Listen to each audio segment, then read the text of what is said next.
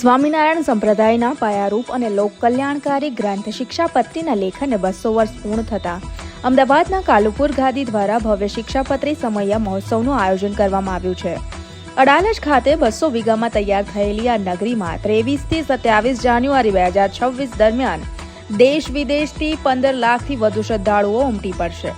આ મહોત્સવની સૌથી મોટી વિશેષતા એ છે કે અહીં ભક્તોને ભગવાન સ્વામિનારાયણના હસ્તે લખાયેલી મૂળ ઓરિજિનલ શિક્ષાપત્રીના પ્રત્યક્ષ દર્શન કરવાનો અમૂલ્ય લાભો મળશે.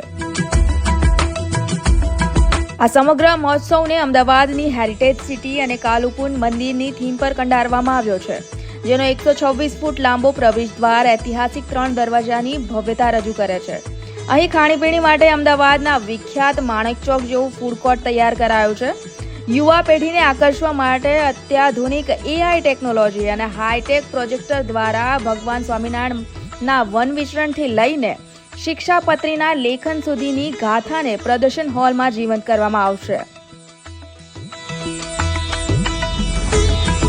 આધ્યાત્મિકતાની સાથે અહીં પરંપરા અને વિજ્ઞાનનો પણ અદ્ભુત સંગમ જોવા મળશે. લોખંડની એક પણ ખીલી વગર માત્ર કાસ્ટમાંથી બનેલી 108 કુંડી યજ્ઞશાળા અને 5000 ભક્તો દ્વારા થતી 12 કલાકની અખંડ ધૂન અહીં દિવ્ય વાતાવરણ સર્જશે. વિશેષ વાત તો એ છે કે આખો સભા મંડપ સોલર એનર્જીથી સંચાલિત હશે અને લાખો શ્રદ્ધાળુઓ માટે નિઃશુલ્ક ભોજનની વ્યવસ્થા કરવામાં આવી છે.